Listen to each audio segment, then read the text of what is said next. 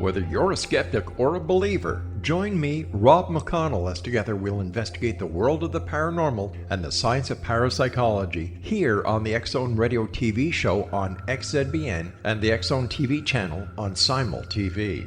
Since 1990, the X-Zone Radio TV show has been the place where people dare to believe and dare to be heard. Together, we'll investigate UFOs, aliens, ghosts, Bigfoot, psychic phenomenon, lake monsters, conspiracy theories, government cover-ups, the truth embargo, alien abductions, ESP, haunted locations from around the world, and so much more. With over 28 years of broadcasting and more than 4,500 individual guests, the X-Zone is truly a place where fact is fiction and fiction is reality, as evidenced by the credibility, integrity, and professionalism of the guests that we bring to our international audience. If you have seen a UFO, had a close encounter, seen a ghost, Bigfoot, lake monster, or a story that you would like to share or have investigated, contact me, Rob McConnell, by sending me your email to xzone@xzoneradiotv.com, or you can call toll-free 1-800-610-7035, extension 143, and on Skype, X-Zone Radio TV. For more information on the X-Zone Radio TV show with yours truly, Rob McConnell, visit www.xzoneradiotv.com or www.xzonetvchannel.com or simultv.com and xzbn.net. Until next we meet here in the X-Zone from our broadcast center and studios in Hamilton, Ontario, Canada, always remember, X-Zone Nation, keep your eyes to the sky and your heart in the light.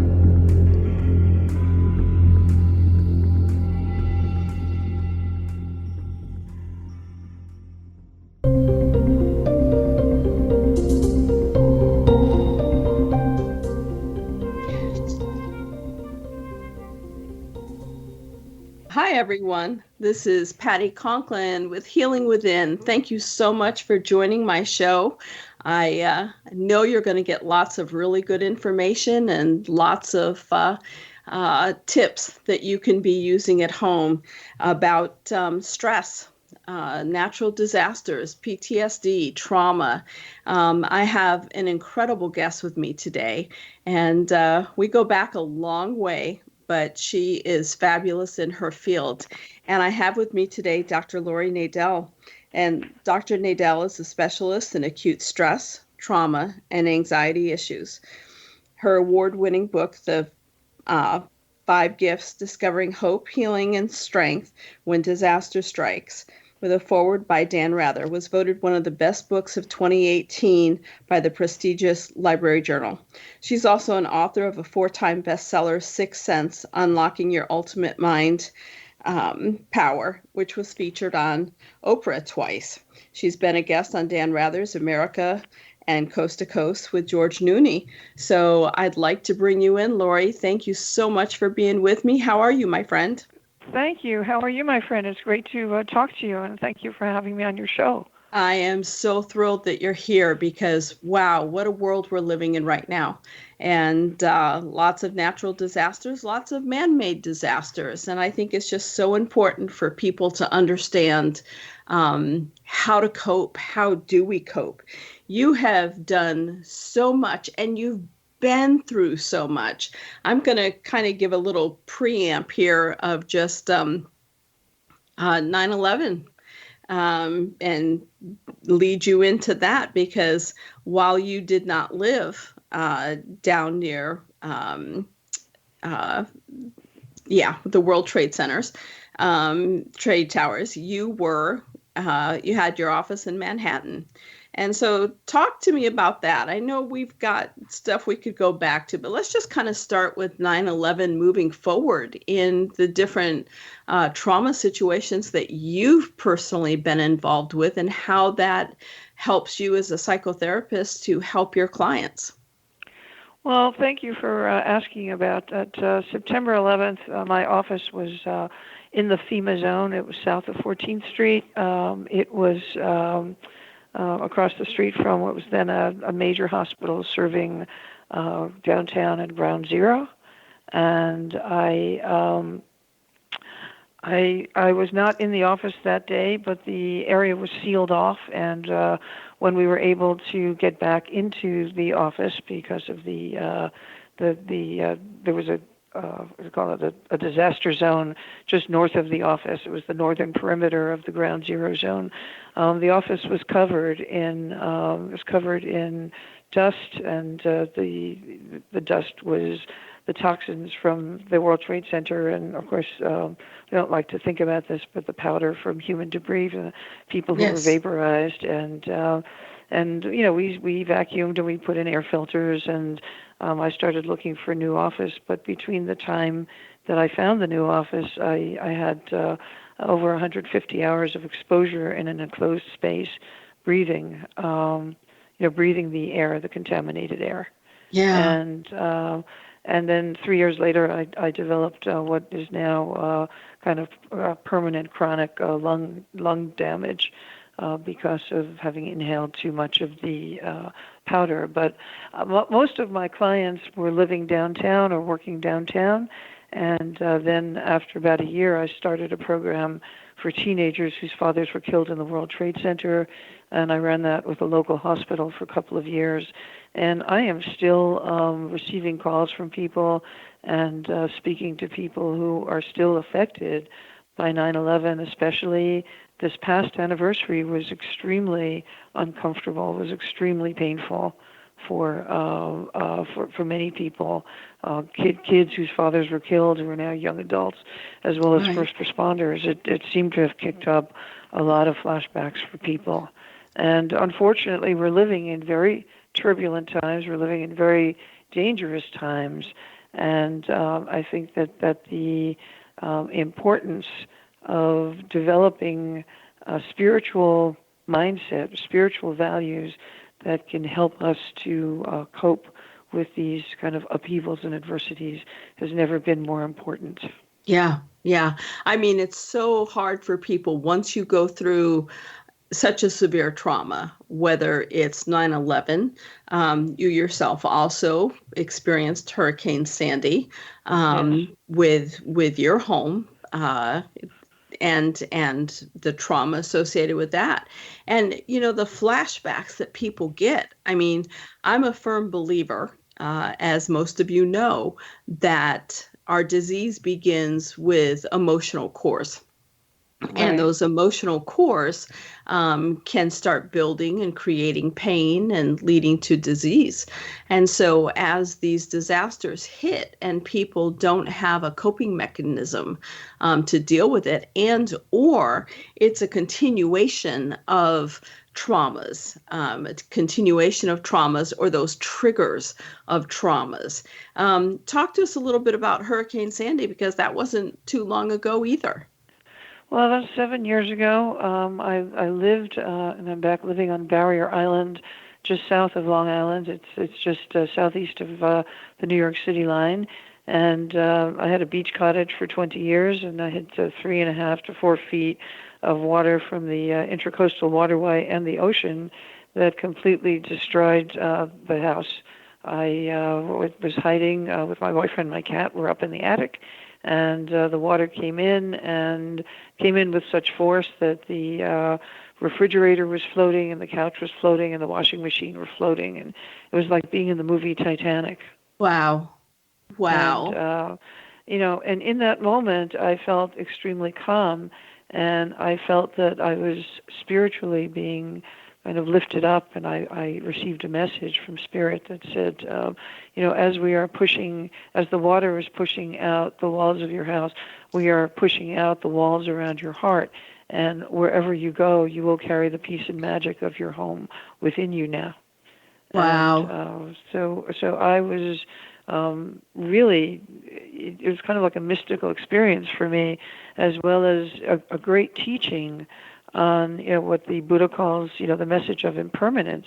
Right. Because everything that I'd built in 20 years was wiped away in about 20 minutes. Wow. And it was staggering to stand there and see it happen. Now, I'm one of those people who's very calm in an emergency, but it wasn't until several months later that the real pain and horror started to hit because I was busy dealing with FEMA, dealing with insurance companies, fighting for money. I was told that I had to rebuild my home. It was, the whole island, the whole Northeast.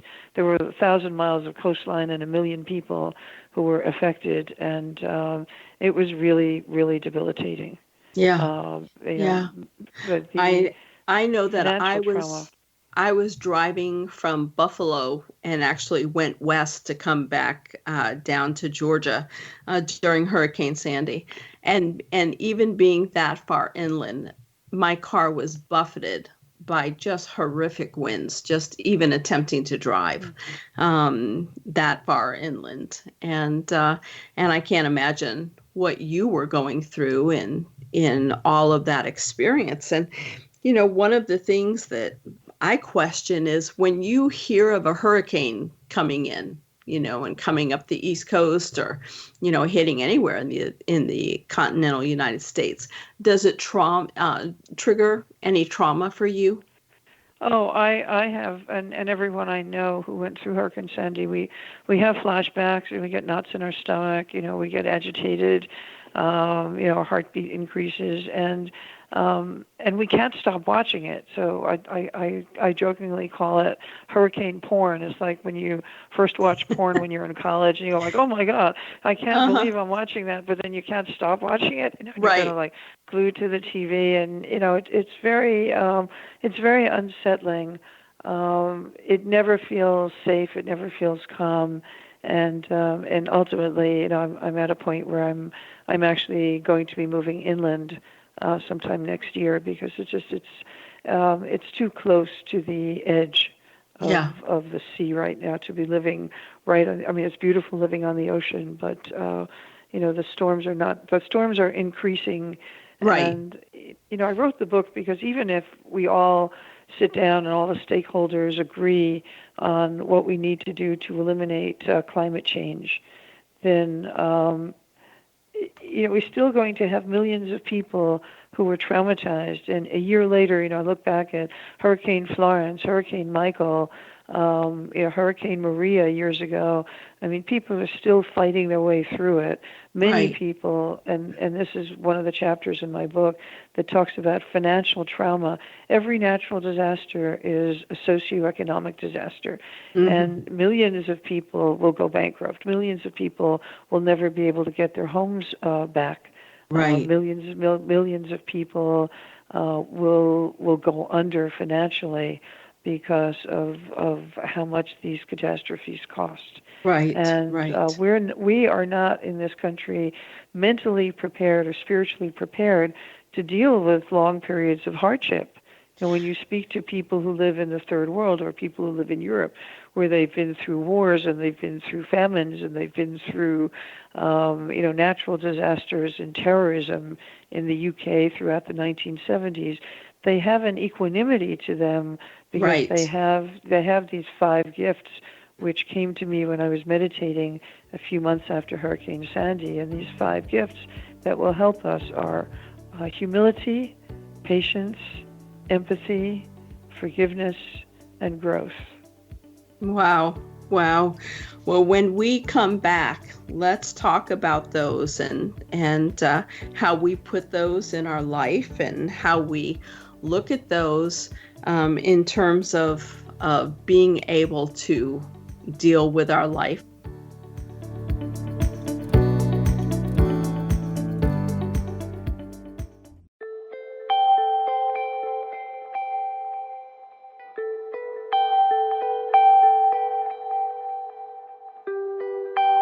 It's hard to listen to the news without realizing we're living in volatile, unprecedented times. Yet never has there been such an opportunity to transform the human condition.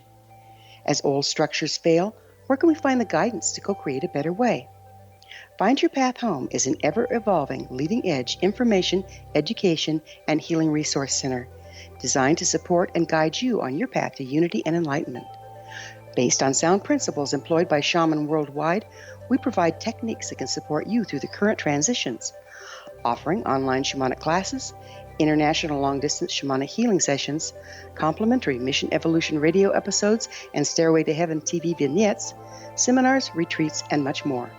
All of this can be found on findyourpathhome.com.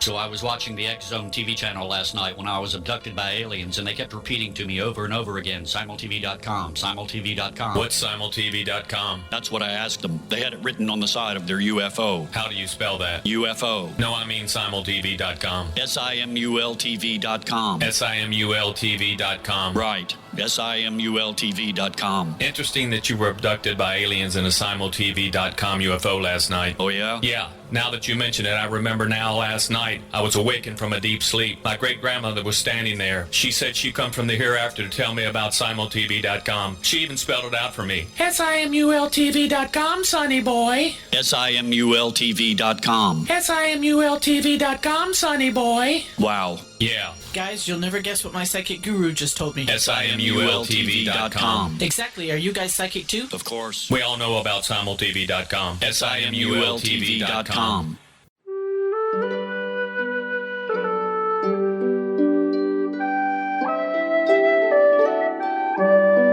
Path Home Shamanic Art School proudly presents the Gathering of Shaman 2019 Fall Retreat, Manifestation Samhain.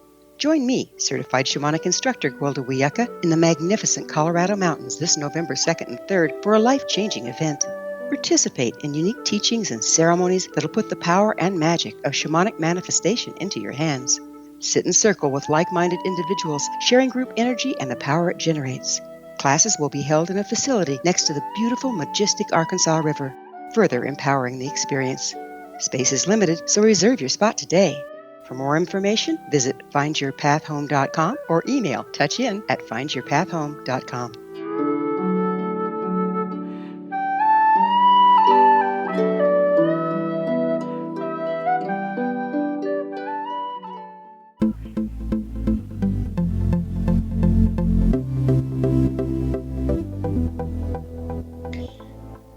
Hi, everyone. This is Patty Conklin with Healing Within. Thank you so much for being with me and listening and learning and hopefully being a part of the healing curve of this process.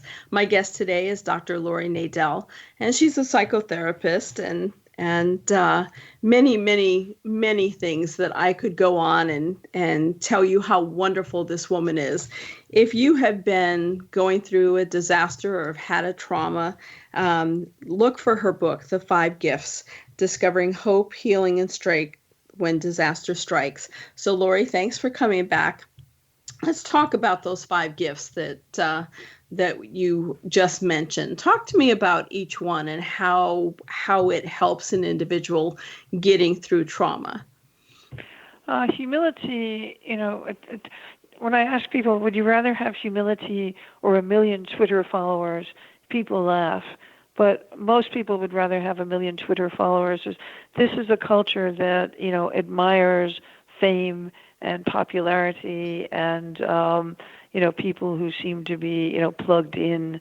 And we don't really value modesty and humility, and people just kind of very often, like when I go to an airport, I'll thank the people who are sweeping up the airport or cleaning the bathroom, because they do their work with such humility, and it's so important, that they're kind of keeping it clean. Or the guards who are standing by in Penn Station, I'll thank them, because we need to have that protection now, especially now.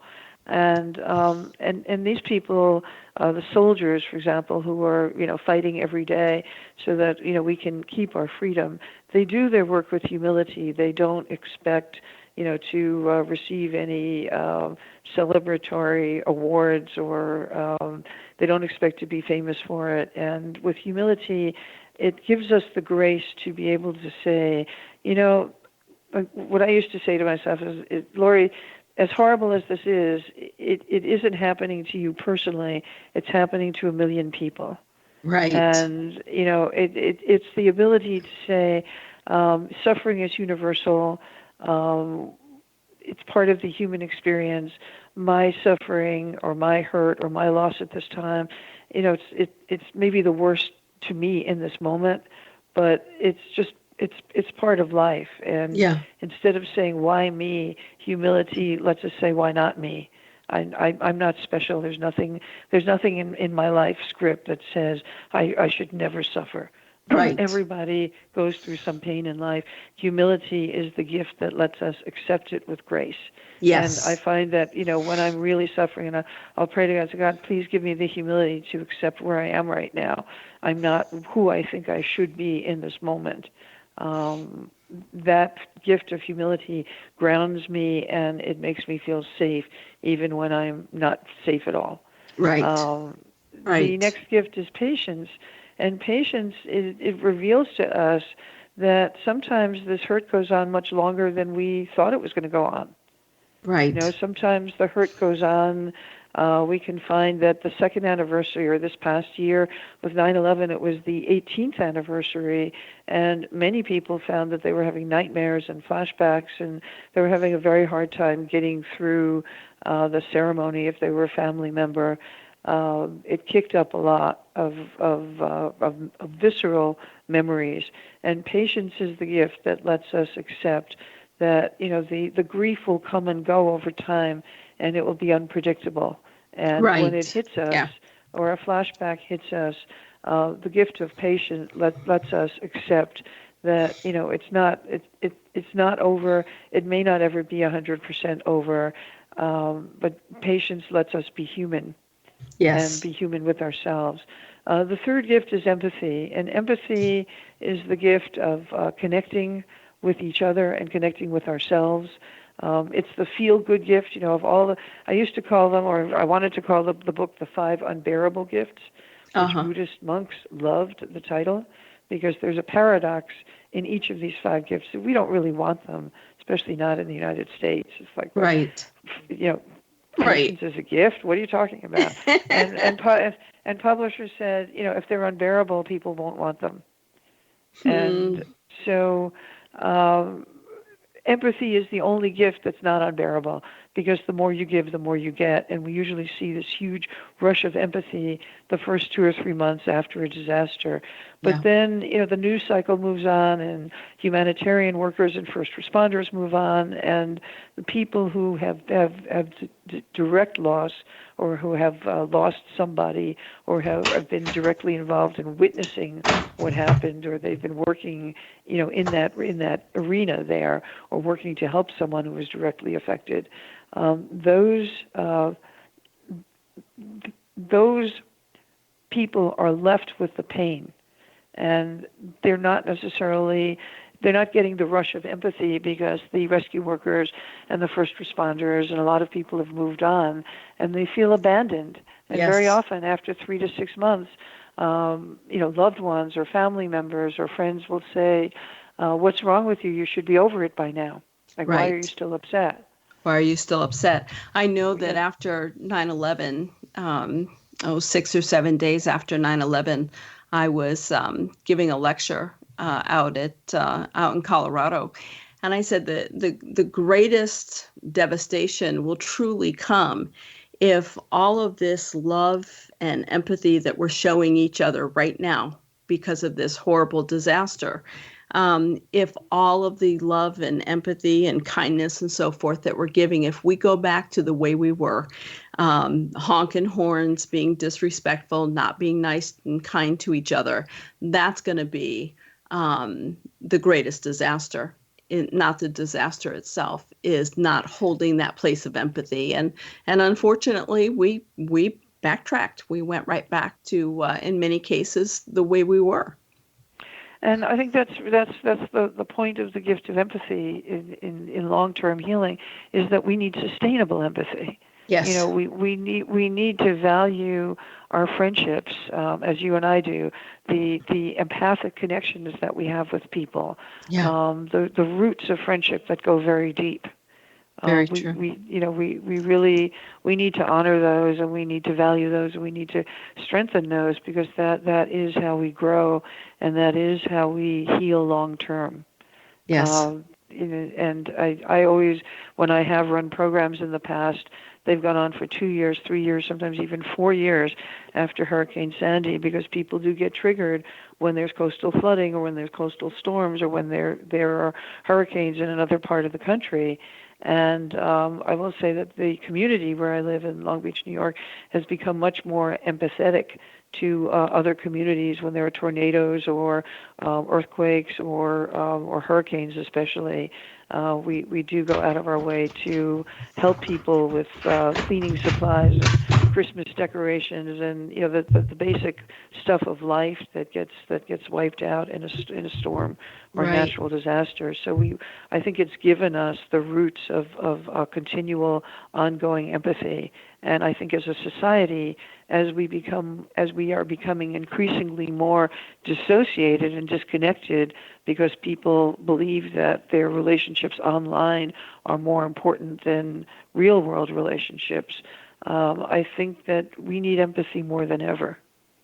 Totally agree. What's the next one? And the next one is forgiveness. And people think that forgiveness is like a light switch that you turn it off, you turn it on.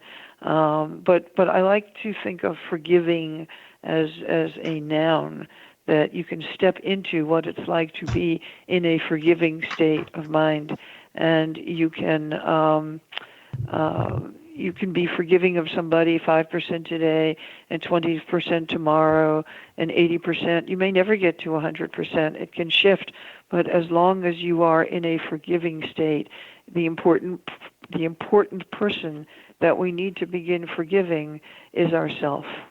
We need to begin forgiving ourselves because we weren't able to prevent it from happening in the first place. Right. So true. And the final gift is growth. And we are growing all the time. I mean, we don't have to do anything to make our cells grow and replenish, or our hair grows, our nail grows. When you cut your finger, your healing intelligence knows how to make healthy new skin cells. And emotionally, we also know how to heal and form scar tissue around some of these trauma wounds. Now, all emotions are stored as molecules in the limbic system, which is the emotional brain, which is where all of our emotions originate and all of our emotions reside, literally in the form of molecules. Mm-hmm. And when we have gotten to the gift of growth, we're able to look back on what happened and say, even though I wish it never happened, and even though I would never wish it on anybody else, I still feel that I wouldn't be who I am today if I hadn't grown from that experience, if I hadn't learned what I'd learned, if I hadn't formed the connections and relationships and friendships that strengthened me, if I hadn't learned the value of empathy, if I hadn't learned how to be able to connect and feed my soul and help nurture other people, I wouldn't have learned all of that if I hadn't gone through this loss. And that's what we call post-traumatic growth. Yeah. I mean, one of the things that I always look at is that there's always good that comes out of bad. And you may not recognize it right away, and it may take the rest of your lifetime before you realize how you grew, because you will grow.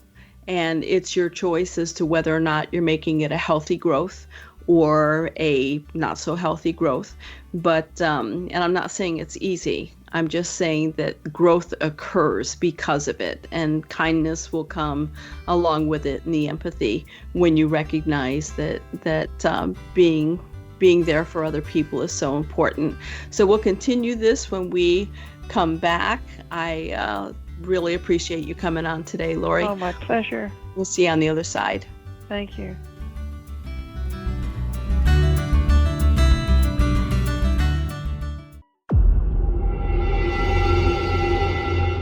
Whether you're a skeptic or a believer, join me, Rob McConnell, as together we'll investigate the world of the paranormal and the science of parapsychology here on the X-Zone Radio TV show on XZBN and the X-Zone TV channel on Simul TV.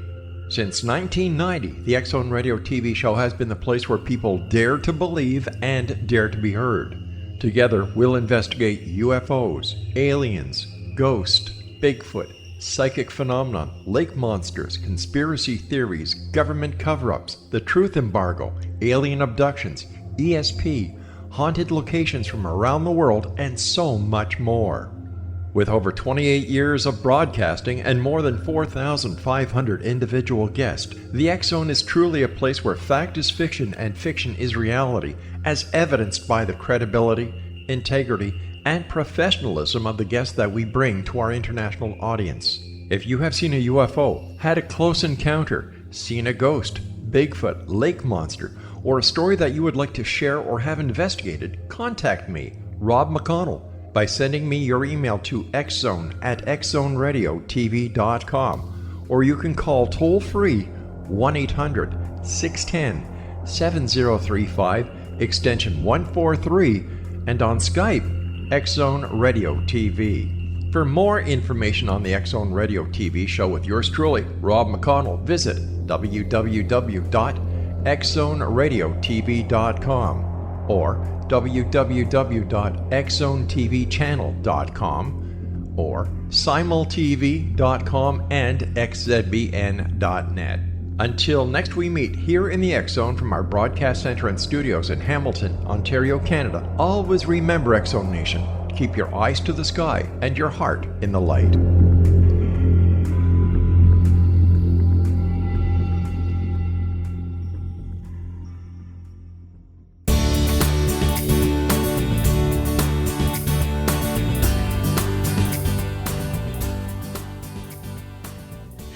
Hi, everyone. It's Patty Conklin and Healing Within. Thank you so much for joining me today and my guest, Dr. Laurie Nadel, psychotherapist and author of The 5 Gifts. Laurie has been through so much, not only personally, but as a professional in helping other people. And, you know, one of the things I did want to touch on, and we've touched on the World Trade Center. Obviously, you had your office in downtown in New York City, and Hurricane Sandy affected you personally in your home. But you're also a member of the International Critical Incident Stress Foundation, working on debriefing teams with first responders and teachers at Parkland, Florida. I can't imagine something so challenging. You know, there are no words, and you know, I have tremendous respect for the courage and also the empathy of the first responders who worked on that tragedy, and also for the teachers who I've gotten to know, who continued to show up the next day and the next day, and as soon as the school opened and coming back, you know, in September, I gave a workshop for 200 teachers, and when the first term, the September term began, which was around the time of the 6-month anniversary of the shooting, and 6 months is when you kind of start to come out of shock, but you're feeling very, very vulnerable. And you have to walk back into the place where, you know, not only do you have visual reminders, but every time there's a fire drill bell that goes off, the kids are jumping out of their skin, you're jumping out of your skin, because the sound is clearly a trigger for all of those trauma molecules to reactivate. Yeah. And it was such a blessing and an honor for me to be able to share with the teachers and with some of the first responders some of the emotional first aid techniques that I've developed over time that work within seconds to they work within seconds to take the edge off, to lower stress levels, to bring people back into their body, to help them and to help kids as well, to kind of de-escalate so that it doesn't become overwhelming or paralyzing. Right. And what we can learn, and the reason why I have a chapter on first responders, is that we can learn from first responders. There's this wonderful movement within the first responder community called Critical Incident Stress Management, which really gives young firemen, police officers, rescue workers permission to acknowledge when something is just too visceral, it's too disturbing, it's too creepy, especially when there are children involved and they have to Right. look at dead children. They weren't able to save a kid. Their young parents.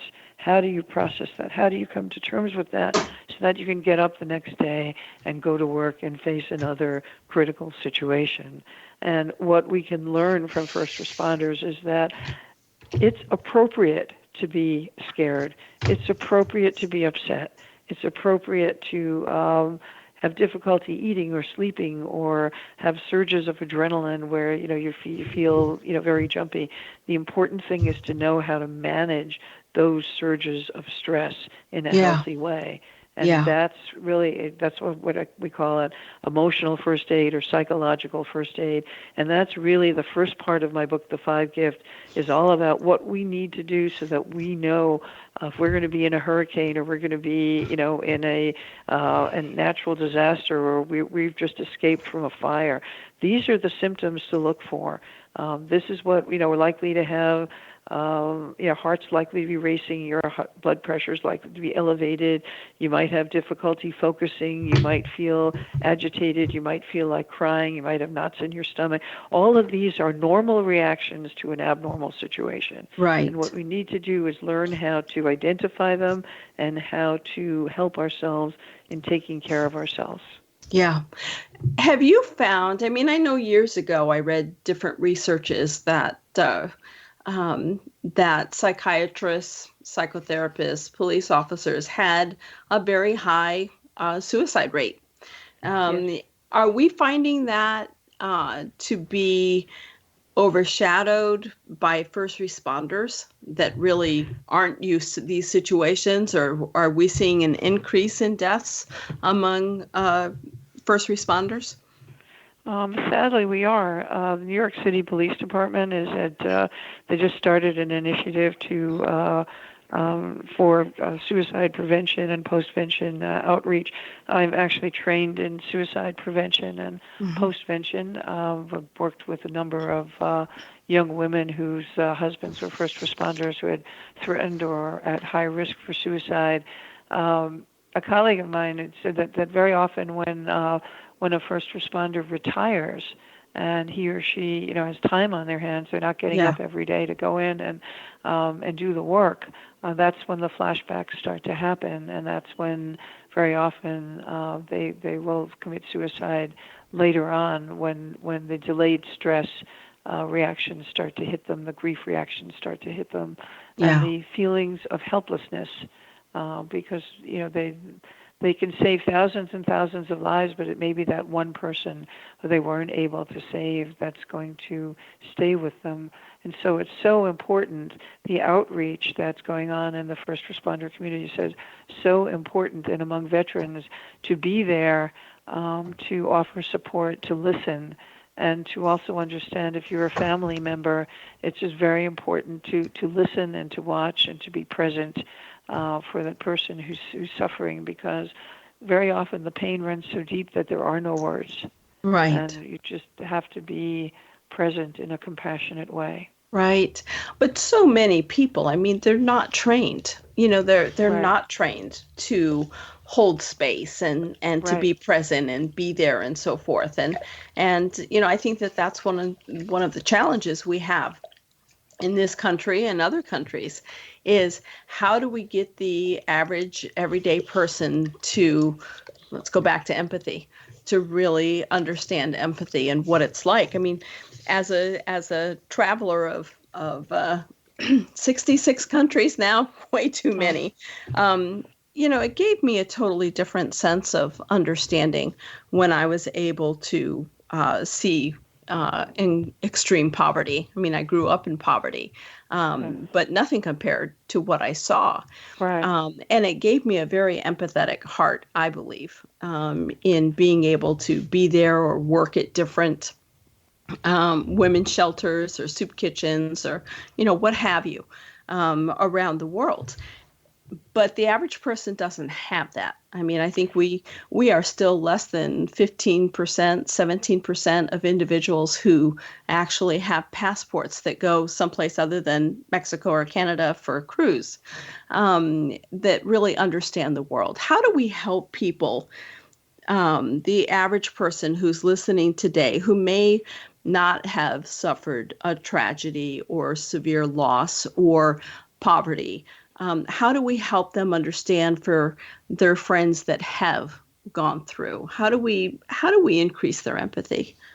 And maybe I'm just barking up the wrong tree. I don't know.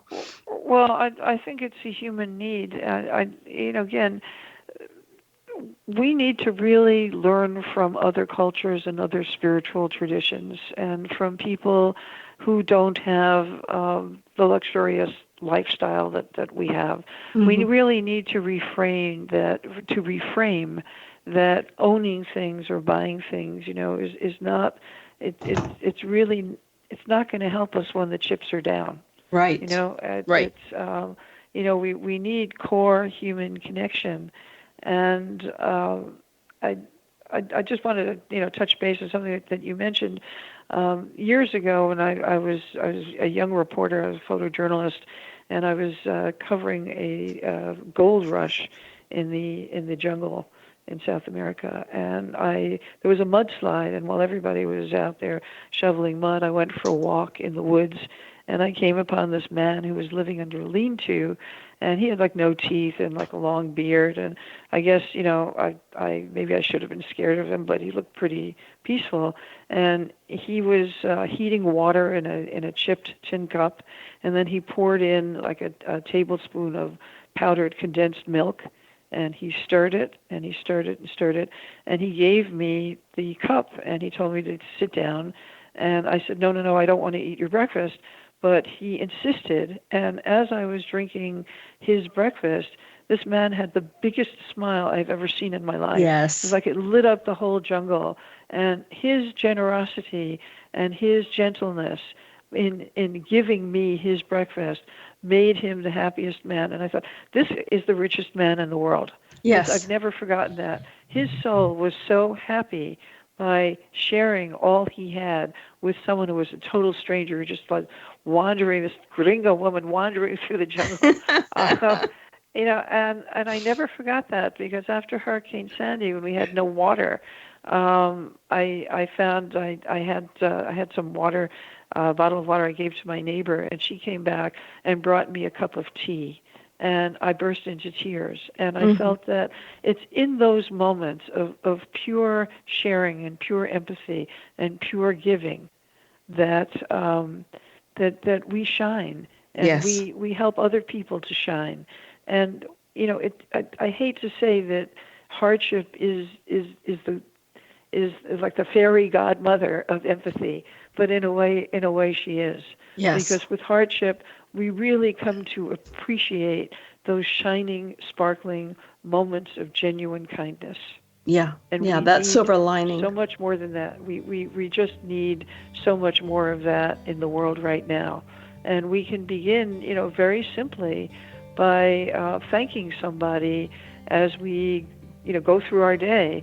Thank the cashier at the supermarket, make eye contact. Tell that person, I hope you have an easy shift. Make a human connection.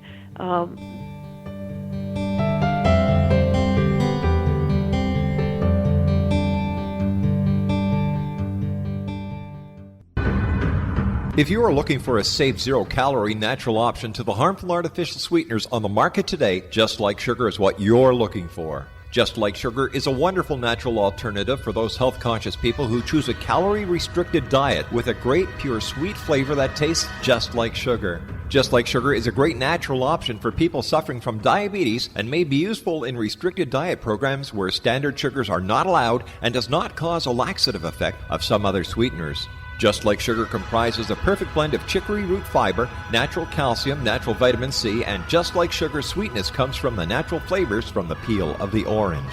Just Like Sugar is a natural alternative to harmful artificial sweeteners and will change the way that you believe all natural sweetener products taste. Just Like Sugar is available at your local Whole Foods markets, Wild Oats markets, Henry's, Sun Harvest, and many other fine natural food stores in the U.S., Canada, and worldwide.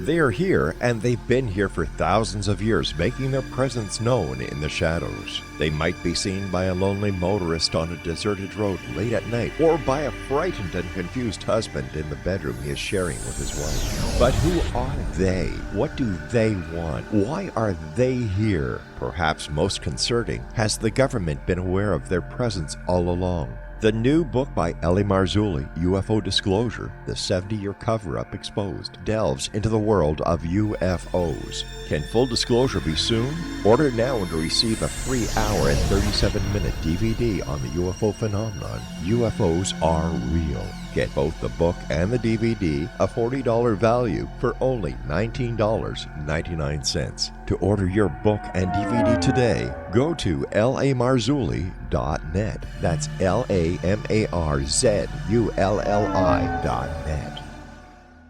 You have heard of the X Zone? Now watch it on Simul TV, plus 500 video games, live TV channels, free video on demand, worldwide, and more.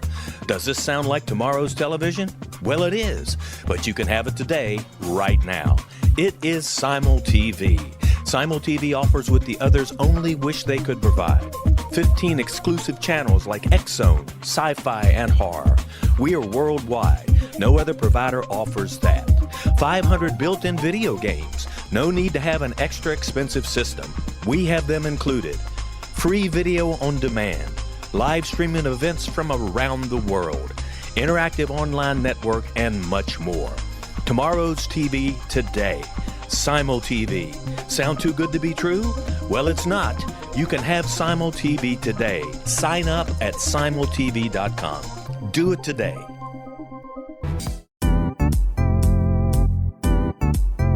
Memorable dynamic presentations are a not-so-secret weapon in the business world. Do you have a powerful message that must be shared, but you haven't found a way to deliver that message? Do you want to be known as a top public speaker who gets amazing results? Are you ready to create and deliver your powerful message? Thomas Hides can help you create and deliver your speech to get the results you desire.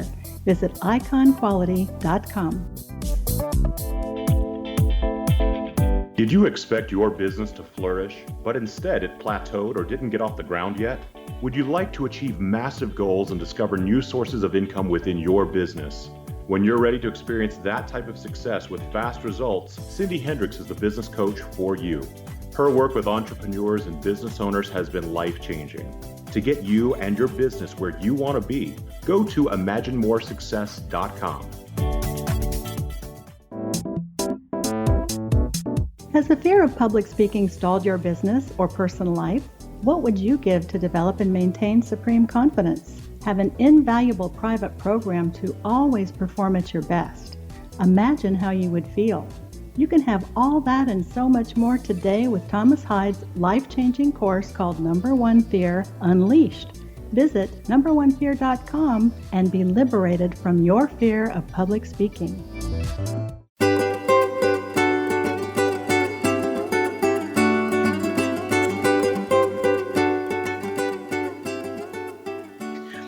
Hi, everyone. It's Patty Conklin and Healing Within. Thank you so much for listening in today, and I hope you're getting some valuable information. And kind of want to go over with you now my guest, Dr. Laurie Nadel. Is the author of the 5 Gifts, Discovering Hope, Healing, and Strength When Disaster Strikes. She's also 4-time best-selling author of The Sixth Sense, Unlocking Your Ultimate Mind Power, which was featured twice on Oprah. And so, Laurie, we've known each other, golly, a good 20, 22 years now. In this lifetime. In this lifetime, and we think very much alike, and I know for you and I, empathy is an important part of our life, and not only for each other, but certainly for everyone we work with. But when we're experiencing a natural disaster, or when we've gone through something horrific that's man-made, what are some of the cues that we can start helping people as they listen to this? What are things that they can be doing? Because as we both know, disease is going to be coming from those emotional situations, and people need to be able to forgive, be able to be empathetic, be able to let it go. What kind of things can we look at in terms of doing? And I'm gonna start out because I think it's an important piece. We were talking about people hold on to such materialistic things, kind of moving out of that space. But one of the things I've found that helps people become empathetic is to volunteer. Yeah. Yeah, volunteering is great, or even asking somebody, if a friend is having a tough time, say, "What do you need?" Just asking the question. What do you need? Sometimes just offering to come and sit with somebody if they're having a tough time. That's very important. I think with kids. Sometimes when your kids get scared, one of my emotional first aid tools is to breathe in a soothing color and to feel that color finding its way anywhere within that would like to feel relaxed and calm. And then as you exhale, release any tension or release anything you don't want to feel by breathing out a different color. Yeah. So you can inhale a wonderful soothing color and feel that it's hitching a ride on the oxygen molecules, and it's going to get all the way into your fingertips and your toes. And then as you breathe out, exhale anything you want to get rid of by breathing out a different color. Yeah. Yeah. Sounds like my color works to me. Yep. Very, very, very, very similar. But it can be different each time. Each time. Your unconscious mind will give you a different color each time. And, one day it might be red and another day it might be brown. Yeah. Some people breathe in brown because they feel it's very grounding and or it feels like honey, like when you put honey in tea. It's also understanding that don't put an emotion to the color. Right. Just exactly. do what your body needs in that moment.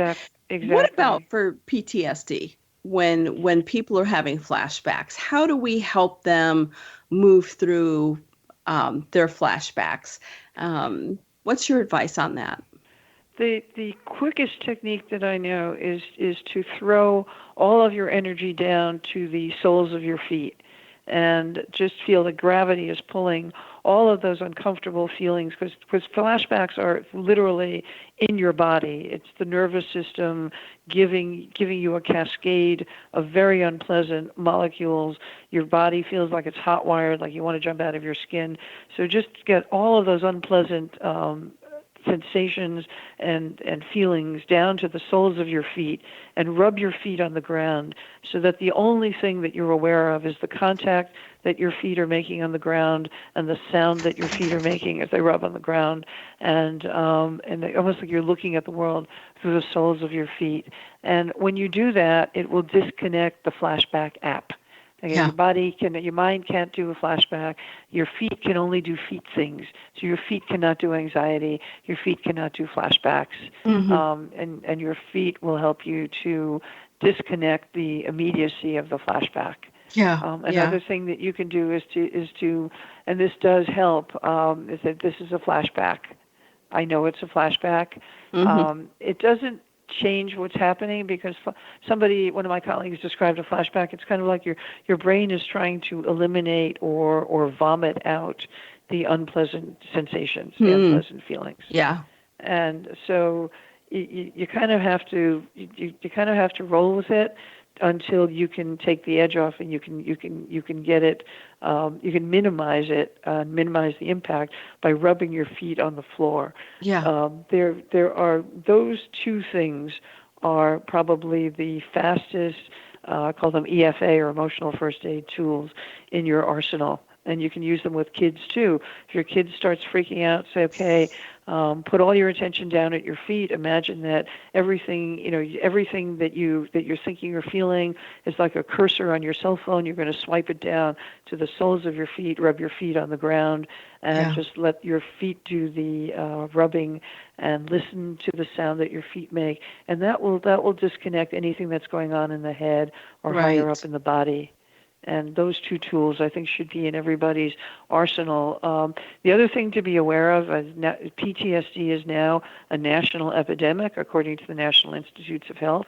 44 million of us are reported to be suffering from PTSD, but it is possible to get it from watching images, disturbing images. Vicarious traumatization is a real diagnosis, and it used to be confined to people who worked in like police department communications or newsrooms. I worked for 20 years in hard newsrooms where you're looking at death and destruction for 10 hours a day. That can cause the same physical reactions as direct exposure to even a near miss on the road or seeing somebody, having an accident or getting injured. So it's important to monitor how much time you're actually spending looking at screens and take a news break. If there's a particularly disturbing story on the news and you're getting upset, turn it off. Take a news break for 24, 48 hours, because exposure to those images will cause the same physical symptoms as a direct exposure to a traumatic event. Yeah. One of the things we haven't covered, and I want to make sure we cover it in this show, is caretakers of individuals with PTSD or a caretaker of someone who's been through a traumatic event. It's so hard on the caretaker, and I think that we don't acknowledge it enough sometimes of what trauma they go through when they see their loved ones going through trauma. I know you and I spoke, I think, maybe a month or so after Hurricane Sandy. And I was still concerned and I won't say worried, but concerned, because I knew you were okay physically, but concerned about how you were doing mentally. If you're living with someone who has been through a traumatic event, let's say you're the spouse of an officer, of a first responder, what are some tools that they can use to center themselves, not just in assisting their loved ones, but what tools can they use? Well, you're raising an interesting point that's becoming much more, people are much more aware. It's called compassion fatigue or caregiver burnout. And it affects humanitarian workers, nurses. There's now a federal grant, New York City hospitals, where we're actually introducing something called Soul Collage into the hospital system to help medical staff and personnel deal with compassion fatigue issues. I think it's really important to be aware that secondary trauma is real. And that the new book I'm working on is called Let Your Soul Catch Up, 5 minutes a day to resilience and calm. And I just recommend hit the pause button for 5 minutes a day and do something that feeds your soul. Listen to music, put your feet up, drink a cup of tea or something that you like, look out the window, lie down, listen to, something that takes you away to Hawaii. Think about something that you like to do. Sit in your garden, play with your pet. It doesn't have to be something like earth-shaking or mindful. You can pray. Pray one of your favorite psalms, but set a time every day, maybe 5 minutes to 12, or right after you prepare lunch, and sit down for 5 minutes a day and let your soul catch up. That is the best antidote that I know of for caregiver burnout and compassion fatigue. I know that I have an app on my phone that will vibrate, and it tells me to breathe for 5 minutes, to just stop and breathe. And it's one of the things that I looked at in traveling abroad in some of the Middle Eastern countries, of having the chimes go off, in the square and so forth.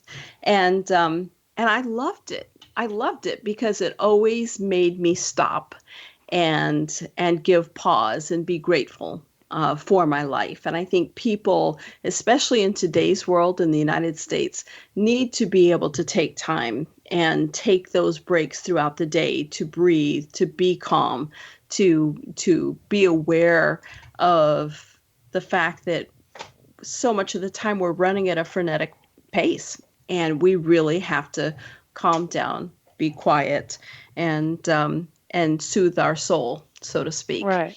Yeah. And just 5 minutes a day. If you start, the research shows that we need 20 minutes a day of mind-body relaxation to help with our resting heart rate, lower unhealthy stress levels, prevent, flare-ups of hypertension and diabetes, and help the immune system. But I don't know anybody that's got 20 minutes a day, especially if you're an active person or you're a parent or you're a caregiver. So start with 5 minutes a day, and the research shows that if you can work up to 4 5-minute windows a day, you will get the same physical benefits and health benefits and mental health benefits as if you sit and meditate for 20 minutes a day. Beautiful. So start with 5 minutes a day.